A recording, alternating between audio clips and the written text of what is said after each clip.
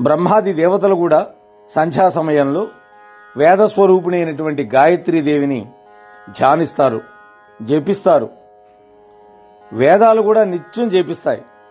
కాబట్టి గాయత్రీదేవి అంటే వేదోపాస్య అని తెలుసుకోమని, అంటే వేద ఉపాసనా దేవత, వేదం చెప్పినటువంటి దేవత. అందువల్ల శాక్తులు, శైవులు, వైష్ణవుల అని భేదం లేదు. విప్రులందరూ కూడా వేదమాత ఆదిశక్తి గాయత్రిని ఉపాసించాల్సిందే అని చెప్పాడు. దాని తర్వాత సంధ్యావందనం అయిన తర్వాత ఏం చేయాలి? కాళ్ళు రెండు దగ్గరగా పెట్టుకొని దోసిట్లోకి నీళ్లు తీసుకొని సూర్యుడిని చూస్తూ గాయత్రీ మంత్రం జపిస్తూ 3 సార్లు అర్ఘ్యం ఇవ్వాలి. దీన్ని అర్ఘ్యప్రదానము అంటారు. మరి ఉపనయన సంస్కారం లేని వాళ్ళు ఉంటారు కదా. ఇప్పుడు నా ప్రవచనం వినేవాళ్లలో అచ్చంగా బ్రాహ్మణ వైశ్యులే కాదు, అన్ని కులాల వాళ్ళు, అన్ని జాతుల వాళ్ళు ఉన్నారు కదా. మరి వాళ్ళు ఎలా చేయాలి అని అనుమానం రావచ్చు మీకు. వాళ్ళు గాయత్రీ మంత్రాన్ని జపించకుండా సూర్యుడి యొక్క నామాలున్నాయి. ఓం సూర్యాయ నమః, ఓం ఆదిత్యాయ నమః, ఓం అర్కాయ నమః, ఓం భాస్కర్యే నమః, ఇట్లా మనకి పేర్లున్నాయి. 13 పేర్లు ముఖ్యమైనవి. చివరి పేరు ఓం శ్రీ సవితృ సూర్య నారాయణాయ నమః. వీటిల్లో ఏ 3 నామాలైనా సరే ఒక నామం చెప్పి ఒక దోసిటి నీళ్లు సూర్యుడికి అర్ఘ్యంగా విడిచిపెట్టాలి. ఎవరైనా సరే, ఏ కులం వాళ్ళైనా సరే, ఉపనయన సంస్కారం లేని వాళ్ళు కూడా సూర్యుడికి అర్ఘ్యం ఇవ్వాలి. వాళ్ళకి మాత్రం సూర్యుడి యొక్క నామాలతో ఇస్తే చాలు. వాళ్ళకి మంత్రం అక్కర్లేదు. అమంత్రకంగా అంటే కేవలం సూర్య నామాలు ఇస్తే చాలు.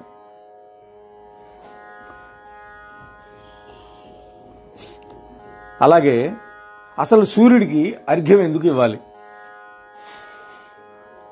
అనేది తెలియాలి కదా మనకి. దానికి కూడా ఒక కథ ఉన్నది, ఒక చరిత్ర ఉంది. మందేహులు అని కొంతమంది మహారాక్షసులు ఉన్నారు. వాళ్ళు 3 కోట్ల మంది. వాళ్ళు మహావీరులు. వీళ్ళు ఘోరాది ఘోరులు, కృతజ్ఞులు కూడా, దారుణమైనటువంటి వాళ్ళు. వీళ్ళంతా కలిసి సూర్యుడిని తినేయాలని చూస్తుంటారు ఎప్పుడు. కానీ వీళ్ళకి నీళ్లంటే భయం. ఆవిడ దూరం పారిపోతారు నీళ్లు పడ్డాయి అంటే. కనుక దేవతలు, ఋషులు, తపోధనులు ఈ మహాసంఖ్యను ఉపాసించి సూర్యుడికి అర్ఘ్యం విడిచిపెట్టాలి. అంటే సూర్యుడి వైపు చల్లుతాం నీళ్లు 3 సార్లు. మనం మంత్రపూర్వకంగా ఇచ్చాం కదా, గాయత్రి మంత్రపూర్వకంగా అంటే ఉపనయన సంస్కారం ఉన్న వాళ్ళందరూ ఇస్తారు. గాయత్రి ఈ సంస్కారం లేనిటువంటి, అంటే ఉపనయనం ఎవరికైతే ఉండదో వాళ్ళు ఓం సూర్యాయ నమః, ఓం ఆదిత్యాయ నమః, ఓం అర్కాయ నమః, ఈ 3 పేర్లు గుర్తుపెట్టుకుంటే చాలు. ఒక్కొక్క నామానికి ఒక్కొక్క దోసిటి నీళ్లు అర్ఘ్యంగా ఇచ్చేస్తే ఈ మంత్రపూతమైన జలాలు వజ్రాలై ఆ రాక్షసుల్ని దహించి పడేస్తాయి. అందుకని మానవ జన్మ ఎత్తినటువంటి వాళ్ళందరూ కూడా ఈ యొక్క సూర్య ఉపాసన చేయాలి. అసలు ప్రత్యక్ష నారాయణుడే సూర్యుడు అన్నారు. మనకు భగవంతుడు కనపడ్డు, కానీ సూర్యుడు ప్రతినిత్యం కనిపిస్తాడు. సూర్యుడు లేకపోతే ఏమవుతుంది? కృతజ్ఞత ఉండాలిగా మనకి. సూర్యుడు ఉదయించి మనందరికీ ఎండ ఇవ్వడం వల్ల ఆ ఎండకి జలాశయాల్లో ఉండే నీళ్లు ఆవిరై, సముద్రంలో ఉండే నీళ్లు ఆవిరై మేఘాల రూపం దాల్చి ఆ మేఘాలు మనకు వర్షం కురిపిస్తే భూమి సస్యశ్యామలమై మనకు పంటలు ఇస్తుంది. కాబట్టి సూర్యుడు ఉంటే మనకు పంటలు. అదే కాదు, 4 రోజులు మబ్బులు పడితే మన గతి ఎట్లా ఉంటుందో మన అందరికీ తెలుసు. గుడ్డలారక కంపు కొడుతూ నేలంతా చిత్తడి చిత్తడిగా ఉండి నానా రభస పడతాం, ఎప్పుడెప్పుడు సూర్యుడు వస్తాడా అని. అసలు పూర్వకాలంలో సూర్యుడిని చూడకుండా భోజనం చేసేవాళ్ళు కాదు. వాళ్ళు ఎంత మహాత్ములో ఆలోచించండి. కాబట్టి అందుకని సూర్యుడికి అర్ఘ్యాలు ఇవ్వాలి. ఆ కృతజ్ఞత మనకు ఉండాలి. ఇది పవిత్రమైన కర్తవ్యం. అలాగే ఓ వరదాయిని, ఓ గాయత్రీదేవి, ఓ బ్రహ్మరూపిణి రా రా అని జప అనుష్ఠాన సిద్ధి కోసం నా హృదయంలో ప్రవేశించు అని ప్రార్థించి శుభమైన ప్రదేశంలో శుభ్రపీఠం మీద కూర్చొని గాయత్రి మంత్రాన్ని జపించుకోవాలి. హీనపక్షం 10 సార్లు, సమయం ఉంటే 108, ఇంకా సమయం ఉంటే సహస్ర గాయత్రి అన్నారు. అలా జపం చేసి ముగిసిన తర్వాత మళ్ళీ ధ్యానం చేసి, తల్లి పునరాగమనం కోసం సుఖంగా వెళ్ళిరా అని ఆ గాయత్రి మాతకు వీడ్కోలు చెప్పాలి. కాబట్టి సూర్యుడి యొక్క ఆరాధన చాలా చాలా ముఖ్యమైందని అర్థమైంది కదా అందరికి ఇప్పుడు. ఎందుకని? సూర్యుడే మనకి ఆరోగ్య ప్రదాత. ఆరోగ్యం భాస్కరాదిచ్చేత్ అని మంత్రం ఉంది.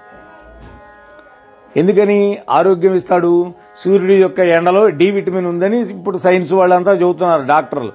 కనీసం అరగంట సేపు ఉండాలని. అందుకని పిల్లల్ని సాయంత్రం పూట ఆడుకొనిస్తాం బళ్ళల్లో మేము. ఎందుకని?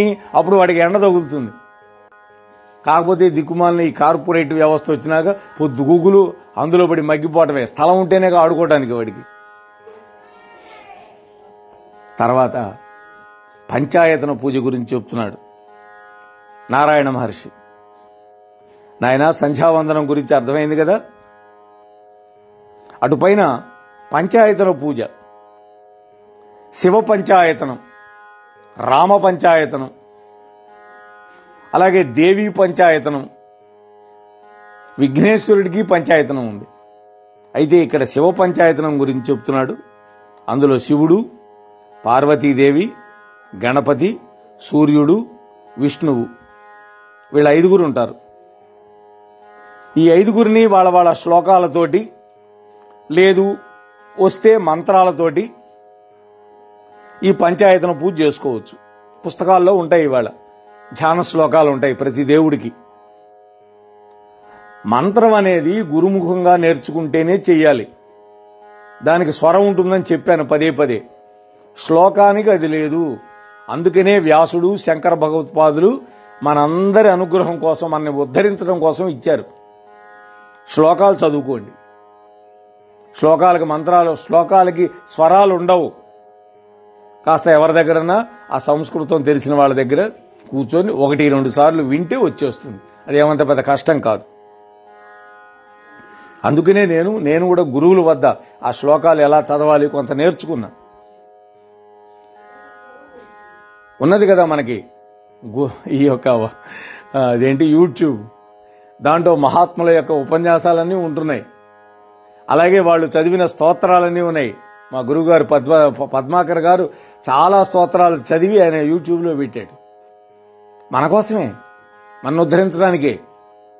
అందుకని వాటిని బాగా వినాలి. వింటూ చదువుకున్నాం అనుకోండి, మనకి అలవాటైపోతుంది ఆ శ్లోకం చదవటం.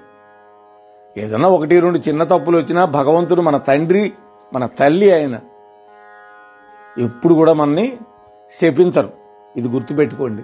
వీలైనంత వరకు తప్పులు లేకుండా నేర్చుకోవడానికి ప్రయత్నం చేయాలి, అంతే.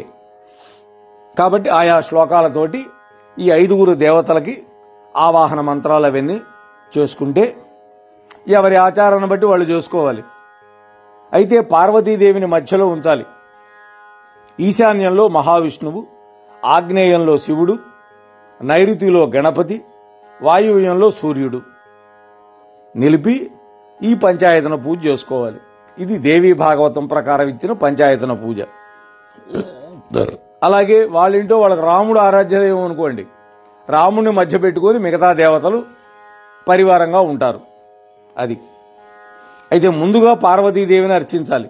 అమ్మ అనుగ్రహం ఉంటే అయ్య ఆటోమేటిక్గా అనుగ్రహిస్తాడు. అది మనకు తెలిసిందేగా. మనం కూడా చిన్నతనంలో మనకేదైనా కావాలి అంటే ముందు అమ్మ దగ్గరికి పోయి పెడతాం అప్లికేషన్. అమ్మ పోయి నాన్నకు చెబుతుంది, అమ్మ చెప్పింది నాన్న ఓకే చేస్తాడు. ఇది మనకు తెలిసిందే. కాబట్టి ఇక్కడ కూడా అమ్మ.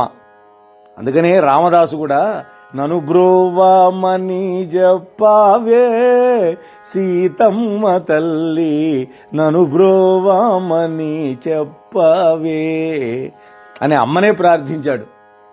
అది అమ్మ కరుణాంతరంగా. మన కన్నతల్లి మనల్ని ఎట్టా మలమూత్రాలన్నీ అసహించుకోకుండా పెంచి పెద్ద చేసిందో జగన్మాత, అలాంటి కృపాసాగరి. కాబట్టి ముందుగా అమ్మ పూజ చేయాలి, తర్వాత తక్కిన దేవతలకు పూజ చేయాలి, తర్వాత షోడశోపచార పూజలు చేయాలి. పొద్దుగూకులు చెప్పుకుంటూనే ఉన్నాం 16 రకాల పూజలు ఉంటాయని. ఉపచారాలు: విష్ణుమూర్తిని అక్షతలతోటి పూజ చేయకూడదు, గణేశ్వరుణ్ణి తులసీ దళంతో పూజ చేయకూడదు, దుర్గామాతను గరికపోచలతో చేయకూడదు, శివుణ్ణి మొగలి పువ్వుతో పూజ చేయకూడదు. అంటే మిగతా వాటితో చేయొచ్చని అర్థం. చెయ్యకూడనివి చెప్పాను. విష్ణుమూర్తికి అక్షతలు పనికిరావు, గణేశ్వరుడికి తులసి పనికిరాదు, అలాగే పార్వతీమాతకి గరికపోచలు వేయకూడదు, దూర్వా అంటాం దాన్ని. శివుడికి మొగలి పువ్వు పనికిరాదు, మనందరికీ తెలిసిందే ఆ కథ మొగలి పువ్వుది. సరే, అలాగే అమ్మవారికి ఇష్టమైన పూలు ఏంటి అన్నారు. మల్లెపూలు, జాజి, పనస, కరవీరం అంటే గన్నేరు, శింశుపా వృక్షం పూలు, బంధూక పుష్పాలు, సింధువారం, పలాశ వృక్షం పూజలు, బిల్వదళాలు, అర్కపత్రం, మందారం, అలాగే కదంబం, పున్నాగ, చంపకం, ఇటువంటి పుష్పాలన్నీ అమ్మవారికి ప్రీతిపరం. అలాగే గుగ్గిలంతో ధూపం, నువ్వుల నూనెలతోటి దీపం అమ్మవారికి చాలా ఇష్టం. అది కూడా ఆ దిక్కుమాలిన నువ్వుల నూనె పట్టకరాకూడదు. వీలైనంత వరకు మంచి శ్రేష్టమైందే తెచ్చుకోండి. భగవంతుడికి అర్పించేవన్నీ మంచి వస్తువులైతే మంచిది, మనం తినడానికే మంచివి తెచ్చుకోవడం కాదు. అలాగే వీటితోటి పూజ చేసి అటుపైన విప్రుడు వేదాభ్యాసం చేయాలి. తక్కినటువంటి వాళ్ళు వాళ్ళ లౌకికమైనటువంటి పనులు ఏవో ఉంటాయి కదా, వృత్తులు, కుటుంబ పోషణకు అవసరమైన పనులన్నీ చేసుకోవచ్చు. అలాగే దేవి యొక్క పూజా విధానం కూడా సమగ్రంగా మరొక్కసారి వినాలనుకుంటున్నాను, చెప్పమని అడిగాడు నారద మహర్షి. అప్పుడు నాయన, ఈ శ్రీమాతృ యొక్క పూజ భుక్తి ముక్తిప్రదమైంది, సమస్తమైన ఆపదలు తొలగిస్తుంది, సకల భోగభాగ్యాలు మనకిస్తుంది. నారద, మౌనంగా ఆచమనం చేసి సంకల్పం చెప్పుకొని భూతశుద్ధి కోసం ఆ భూతోచ్చాటన నిర్వహించాలి. అలాగే పూజా ద్రవ్యాలను మనం పెట్టుకున్న కలశంలో పెట్టుకున్నాం, ఆ కలశోదకంలో ఉన్న ఆ నీటితోటి, ఆ మంత్రోదకంతో సంప్రోక్షణ చేయాలి, అంటే చల్లాలి. గురువుగారు అనుమతి పొంది పూజకు ఉపక్రమించాలి. గురువు లేకపోతే ఏం చేయాలి? ఇంట్లో ఉండే తల్లి తండ్రి గురువులు మనకి. కోడలకైతే అత్తా మామలే గురువులు. అది అలాగే ఆ పీఠానికి పూజ చేసి, దేవిని ధ్యానం చేసి, అమ్మవారిని ఆవాహనం చేసి, ఆసనం అలాగే సకల ఉపచారాలు సమర్పించి పంచామృత రసాలతోటి స్నానం చేయించాలి. మామిడి పండు రసంతో గాని, చెరుకు పానకంతో గాని, అంటే ఇక్షు రసం అమ్మవారికి స్నానం చేయిస్తే ఇంట్లో సరస్వతీదేవి స్థిరంగా నివసిస్తుంది. అంటే ఆ ఇంట్లో ఉండే పిల్లలకి ఇక చదువుకు లోటు ఉండదు. అలాగే ద్రాక్ష పండ్ల యొక్క రసంతో స్నానం చేయిస్తే దేవీ లోకంలో నివసిస్తారు వాళ్ళు. అలాగే కర్పూరం, అగరు, కాశ్మీర కస్తూరి సమ్మిళితమైనటువంటి ఆ జలంతో గనక వేదమంత పూర్వకంగా గనక అమ్మవారిని స్నానం చేయిస్తే 100 జన్మల్లో పాపాలు భస్మీపట్నం అయిపోతాయి. అలాగే ఆవు పాలతో గనక అభిషేకం చేస్తే ఆ భక్తుడు కల్పాంతం వరకు ఆ క్షీరసాగర మధ్యంలో అమ్మవారి యొక్క సాన్నిధ్యాన్ని పొందగలుగుతాడు. పెరుగుతోటి, తేనెతోటి, నెయ్యి, పంచదార, పానకం వీటన్నిటితో కనుక అభిషేకం చేస్తే ఆయా ద్రవ్యాలకు ద్రవ్య ప్రవాహాలకు వాళ్ళు అధిపతులు అవుతారు. అంటే అంత ఇబ్బడి ముబ్బడిగా వ్యాపారం జరుగుతుంది వాడికి. ఆ పదార్థాలన్నిటికీ వాడే హెడ్ అవుతాడు అనమాట. అలాగే భక్తితోటి సహస్ర కలశాభిషేకం చేస్తే 1000 కలశాలతోటి, 1000 కలశాలంటే పెద్ద పెద్ద కలశాలనేం కాదు, చెంబులు, రాగి చెంబులు ఉంటాయి. ఇప్పుడు మనం షష్ఠి పూర్తికి వాటికి తెచ్చుకుంటాం కదా, 1 లీటర్ పట్టేది. అలాంటి 1000 అంటే 1000 కొనుక్కురమ్మని కాదు అర్థం. అక్కడ ఒక 3 4 తెచ్చుకుంటే ఒక పెద్ద గంగాళంలో నీళ్లు పెట్టుకొని ఆ కలశంతో నింపుకొని ఆ చెంబుతోటి వాటితోటి అభిషేకం చేయటం, ఇది గుర్తుపెట్టుకోవాలి అంతే. అప్పుడు అలా గనక చేస్తే ఇహపరలోక సుఖాలన్నీ ఆ భక్తుడికే.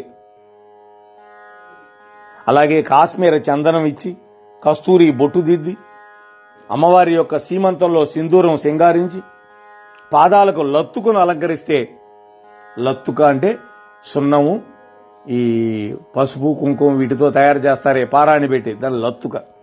వాడు ఇంద్ర పదవిని అధిష్ఠిస్తాడు. రకరకాల పుష్పాలను ఈ పూజకు ఉపయోగం చేయొచ్చు. పుష్పార్చన చేసిన వాడు కైలాసానికి వెళతాడు. అలాగే బిల్వపత్రాలతో గనక పూజ చేస్తే అతడికి ఎప్పుడు ఎక్కడ ఏ దుఃఖం ఉండదు.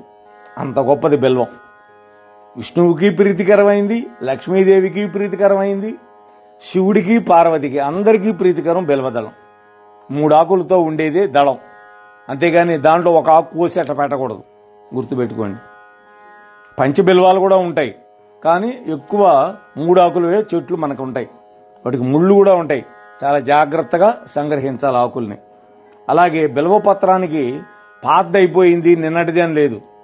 పూజ చేసిన తర్వాత మళ్ళీ దాన్ని కడిగి మరుసటి రోజు పూజకు వాడుకోవచ్చు. అంత గొప్పది బిల్వదళం.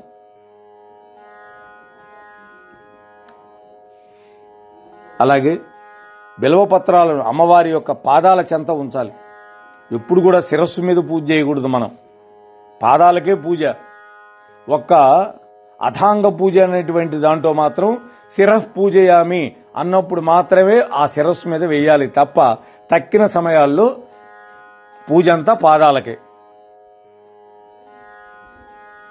ఈ మధ్య వాడెవడో అడిగాడు, బ్రాహ్మడు భగవంతుడు ముఖం నుంచి, క్షత్రియులు భుజాల నుంచి, మరి అట్లాగే శూద్రుడు పాదాల నుంచి వచ్చారని చెప్పేసరికి వాడి కోపం. అప్పుడు చెప్పాను నేను, అసలు పూజ ఎక్కడ చేయాలరా అని. దేవుడికి పూజ ఎక్కడ జరపాలి? పాదాలకి. పాదాలు ఉంటే కదా ఆ శరీరం నిలబడేది. పాదాలు తక్కువ కాదు, మన పాదాలు ఉండబట్టి భగవంతుడు ఇచ్చాడు కాబట్టి గుడికి వెళుతున్నాం, ఓ తీర్థానికి వెళ్తున్నాం, ఓ ప్రదేశానికి వెళుతున్నాం. లేకపోతే ఏం పోతాం? చక్రాల కుర్చీకి పరిమితం అవుతాం. కాబట్టి పూజ ఎప్పుడు పాదాలకే. మన ఇంటికి మహాత్ములు వచ్చినా పాద పూజ చేస్తాం, తలకాయ పూజ చేయం, జ్ఞాపకం పెట్టుకోండి. ఇలా బిల్వపత్రార్చన చేసినటువంటి వాళ్ళకి భవిష్యత్తులో వాడే మనువు అవుతాడు. 14 మన్వంతరాలు అనుకున్నాం కదా, ఒక మన్వంతరానికి వాడు అధిపతి అవుతాడు. 1,000,000 సంఖ్యలో మల్లిక మాలతీ పుష్పాల కనుక పూజ చేస్తే వాడికి బ్రహ్మత్వం వస్తుంది. అలాగే జపా కుసుమాలు, బందూక పుష్పాలు, దాడిమి అంటే దానిమ్మ పుష్పాలు, ఇవన్నీ కూడా అమ్మవారి పూజకి విశేషంగా పనికొస్తాయి. అమ్మవారి ఎట్ట ఎదుట పర్వతాకారంలో నైవేద్యం పెట్టాలి. పర్వతాకారం పర్వతం అంత పెట్టమని కాదు అర్థం, గోపురంలాగా ఉండేటట్టుగా పెట్టాలి, అంటే రాశిలాగా పోయాలి. ఇది షడ్రసోపేతమైన లేఖ్యాలు, చోష్యాలు, రకరకాల పిండి వంటలు అన్నీ బంగారు పాత్రల్లో అన్న రాశిని నివేదన చేయాలన్నాడు. బంగారం ఉండొద్దు మన దగ్గర. అటువంటిప్పుడు ఏం చేయాలి? మట్టి పాత్ర అయినా పెట్టచ్చు, దిక్కుమాలిన స్టీల్ కాకుండా. కానీ ఇవాళ అన్నిటికీ మనం అదే వాడుతున్నాం. అయితే వెండి మనం కొనుక్కోగలిగిన స్థితిలో ఉన్నప్పుడు వెండి పాత్రలు అయితే నైవేద్యానికి పనికొస్తాయి. అలాగే ఆ వెండి కంచం కూడా దాని లోపల బంగారపు పువ్వు గనక ఉంటే దాంట్లో అన్నం తిన్నా దానికి దోషం లేదు, గుర్తుపెట్టుకోండి. ఆ బంగారు పువ్వు లేనటువంటి దానికి ఇంకొకటికి పెట్టకూడదు. ఎవడు తింటాడో వాడే దానికి పెట్టుకోవాలి రోజు, అది పూజలకు పనికిరాదు. అదే బంగారు పువ్వు ఉంటే దానికి ఎంగిలి దోషం లేదు. బంగారం అంత గొప్పది, గుర్తుపెట్టుకోండి. ఎంత అరగ్రామం అయితే చాలు, ఆ పువ్వు వేసేస్తారు. అలా నైవేద్యం పెట్టాలి అమ్మకి. అమ్మవారు గనక తృప్తి పడితే 3 లోకాలు తృప్తి పడతాయి. నైవేద్యం పెట్టిన తర్వాత చల్లటి గంగా జలాన్ని, అంటే ఫ్రిడ్జ్లో పెట్టిందని కాదు అర్థం, అక్కడ కుండలో ఉంటే చాలు, చల్లగా ఉంటాయి, పానీయంగా అమ్మవారికి సమర్పించాలి. తరువాత కర్పూర తాంబూలం ఇవ్వాలి. తాంబూలం సమర్పయామి అంటాం కదా అమ్మవారికి. స్వభావతో భవేన్మాతా పుత్రేతి కరుణావతి తేన భక్తౌ కృతాయాం తు వక్తవ్యం కిం తతః పరం. ఆవిడగా ఆ జగన్మాత కనుక పుత్రుల పట్ల సహజంగానే ప్రేమ దయ ఉంటాయి ఆమెకి. భక్తితో అర్చన చేసే పుత్రుడంటే ఇంకా విశేషంగా ప్రేమ ఉంటుంది ఆ తల్లికి. కాబట్టి భక్తితో చెయ్యాలి, బలవంతంగా ఏది చెయ్యకూడదు, మనస్సులో భక్తి ఉండాలి. అలాగే దేవి యొక్క మహిమని చెప్పేటటువంటి ఒక అద్భుతమైనటువంటి కథ చెప్పాలి నారదా నీకు, వినవయ్యా అని. పూర్వం హిమాలయ పర్వతాల్లో ఒక చక్రవాక పక్షి ఉండేది. అది ఆకాశ మార్గంలో ఆయా దేశాల మీద ఎగురుతూ వచ్చి కాశీపట్నం చేరుకుంది. దాని ప్రారంధం బాగుంది. అది అన్నపూర్ణాదేవి మందిరం దగ్గరికి వెళ్ళింది. అక్కడ ఏవో పడి ఉన్న మెతుకులు ఏరుకు తినే మిషతో తనకు తెలియకుండానే ఆ మందిరానికి ప్రదక్షిణం చేసింది. ఆ తర్వాత అక్కడి నుంచి ఎగిరి ఎటో వెళ్ళిపోయింది. కాలాంతరంలో మరణించింది. అది సరాసరి స్వర్గం చేరుకుంది. దివ్య రూపం ధరించింది. 2 కల్పాల పాటు దివ్య భోగాలు అనుభవించింది. మళ్లీ భూలోకంలో క్షత్రియ వంశంలో మగబిడ్డగా పునర్జన్మ పొందింది. అప్పుడు అతని పేరు బృహద్రథుడు. అతడు యువకుడై పట్టాభిషిక్తుడయ్యాడు. కానీ ఆ జగన్మాత అనుగ్రహం వల్ల, అన్నపూర్ణాదేవి యొక్క అనుగ్రహం వల్ల వాడికి త్రికాలజ్ఞత వచ్చింది సహజంగానే. అంటే 3 కాలాలలో జరిగే విషయాలన్నీ తెలుస్తాయి. యజ్ఞయాగాదులు చేస్తూ సత్యవాదిగా, జితేంద్రుడిగా, ధార్మికుడిగా ప్రజలందరి ప్రశంసలు అందుకున్నాడు. అతి దుర్లభమైనటువంటి పూర్వజన్మ స్మృతి వాడికి ఉన్నందువల్ల ఈ విషయం ఎలాగో ప్రజలకు తెలిసింది. అది బాగా ప్రచారంలోకి వచ్చింది. మా రాజుగారికి అన్నీ తెలుసని. అది మునులకు తెలిసింది. వాళ్ళు ఆశ్చర్యపోయి ఈ రాజుగారి దర్శనానికి వచ్చారు. బృహద్భదుడు ఆయన ఏం గర్వపడలా. భక్తి శ్రద్ధలతోటి అతిథి మర్యాదలన్నీ చేశారు ఆ వచ్చిన మహర్షులకి. కుశల ప్రశ్నలు అయిన తర్వాత మునీశ్వరులు తాము ఎందుకు వచ్చారో చెప్పారు. మహారాజా, నీకు పూర్వజన్మ శృతి ఉంది అని, త్రికాలజ్ఞత ఉంది అని మేమందరం విన్నాము. ఏ పుణ్య విశేషంతో నీకు ఆ శక్తులు వచ్చినాయి తెలుసుకుందామని వచ్చామన్నారు. అది గనక రహస్యం కాకపోతే మాకు చెప్పదగింది అయితే చెప్పి మమ్మల్ని ఆనందపరచండి అన్నారు. చూడండి ఎంత అద్భుతంగా అడిగారు. మునీంద్రులారా, ఇందులో రహస్యం లేదు. ఇదంతా కూడా ఆ అన్నపూర్ణాదేవి యొక్క దయ. పూర్వజన్మలో నేను ఒక చక్రవాక పక్షిని, అల్పజీవిని. కాశీలో అన్నపూర్ణ మందిరానికి అనుకోకుండా, కావాలని కాదు, తెలియక ప్రదక్షిణ చేశాను ఆహారం కోసం. తెలిసిచేయలా, అయినా కూడా అమోఘ ఫలం ఇచ్చింది అమ్మ. ఆ పుణ్యం వల్ల స్వర్గసుఖాలు 2 కల్పాలున్నాను, అంటే 2 ఇంద్రులు పోయేదాకా. ఈ జన్మలో మహారాజునయ్యాను, సార్వభౌముడయ్యాను. పూర్వజన్మ స్మృతి ఉంది నాకు. అలాగే భూత భవిష్యత్ వర్తమానాలను తెలుసుకునే శక్తి ఆ జగదంబిచ్చింది. ఆ జగదంబి యొక్క పాదాలను స్మరిస్తే ఎంత పుణ్యం లభిస్తుందో, దానికి ఎంత ఫలం దక్కుతుందో ఎవరు చెప్పలేరు. ఊహకు అందదయ్యా. ఆ తల్లి మహిమను తలుచుకుంటే చాలు నాకు కళ్ళు చెమ్మగిల్లి నా కళ్ళలో ఆనంద బాష్పాలు జాలువారతాయి అన్నాడు. అది జగదంబ యొక్క వైభవం. నాకు కూడా ఆనందం పొంగుకొచ్చింది ఇటువంటి వృత్తాంతం విన్న తర్వాత. ఆ భగవతి యొక్క పాదాంభోజాలను నిరంతరం సేవించాల్సిందే. ఇంతకంటే ఈ జగత్తులో సేవించదగిన మరొక వస్తువు నిర్గుణం కాని సగుణం కాని లేదే లేదు. బృహద్రథుడి యొక్క సమాధానం ఆ మునీశ్వరుల యొక్క అనుమానం తీర్చింది. వాళ్ళు సంతృప్తులై ఆనంద బాష్పాలు ఒత్తుకుంటున్నారు. వాళ్ళకు కూడా కళ్ళమ్మడి నీళ్లు వచ్చినాయి. ఆనందంతో తమ తమ ఆశ్రమాలకు వెళ్ళారయ్యా. నారదా, ఇంతటి ప్రభావం కలదయ్యా దేవీ పూజ. దాని ఫలం ఎంత అని ఎవరైనా చెప్పగలరా? అడగగలరా? ఎవరి జన్మ సఫలమో వాళ్ళకి ఈ పూజ పట్ల శ్రద్ధ కలుగుతుంది. ఈ జగన్మాత పూజ పట్ల ఎవరి జన్మ సంకరమో నిష్ఫలమో వాళ్ళకి శ్రద్ధ కలగదు. ఎవరు చెప్పినా శ్రద్ధ కలగడానికైనా పెట్టి పుట్టాలి, నోచుకొని ఉండాలి అన్నాడు. చూడండి,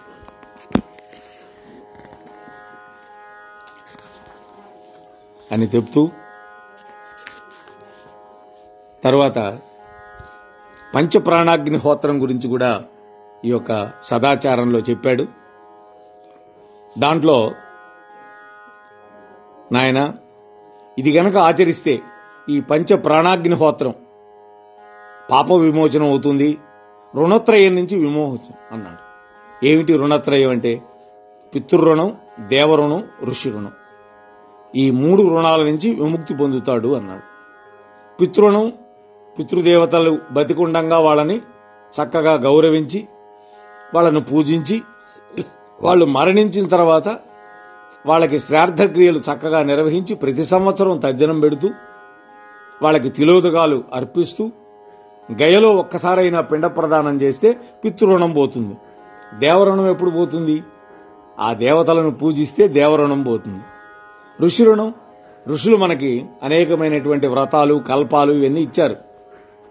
అలాగే వాంగ్మయం ఇచ్చారు. వాటన్నిటినీ అనుసరిస్తూ ఆ ధర్మాన్ని గనక అనుష్ఠిస్తే ఋషి రుణం కూడా పోతుంది. అలాగే మనం ఆహారానికి కూర్చునేటప్పుడు భోజనం పెట్టిన తర్వాత కూరలన్నీ వడ్డించి అన్నం పెట్టి దాని మీద నెయ్యి వేస్తారు. అలాగే దాని చుట్టూతా నీళ్లు ఒక్కసారి చేస్తాం. అంటే ఉపనయన సంస్కారం ఉన్నవాళ్ళు చేసే పనిది, తక్కిన వాళ్ళు ఎవరు చేయక్కర్లా. అప్పుడు ఏం చేయాలి? ఆ నెయ్యి వేసినటువంటి భాగాన్ని 3 వేళ్లతోటి 3-4 మెతుకులు, ఎక్కువ లేవు, తీసుకొని 5 సార్లు ఆహుతులు కడుపులోకి వేయాలి. అంటే పళ్ళకి తగలకుండా, నవలకూడదు.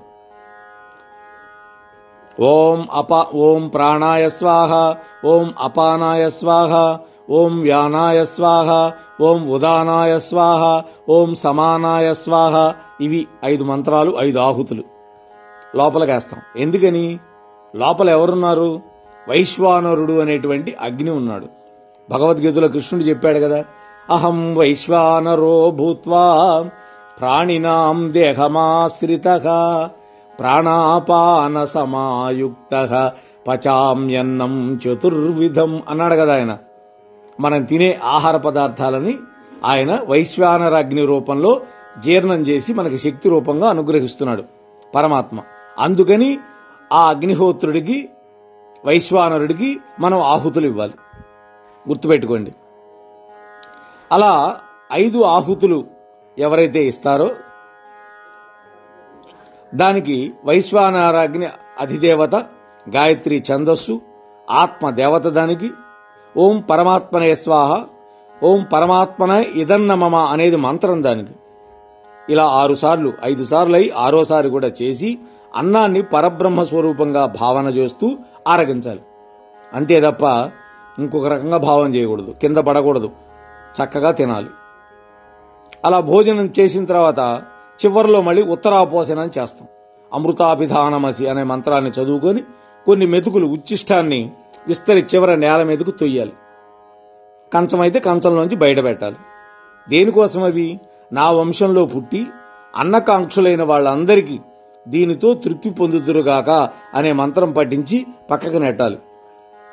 అలాగే మనం కూడా పితృకార్యం చేసేటప్పుడు పితృస్థానంలో ఉన్నవాళ్ళు తృప్తాస్మా తృప్తాస్మా తృప్తాస్మా అని 3 సార్లు అని వాళ్ళు కూడా బయటకు పెడతారు.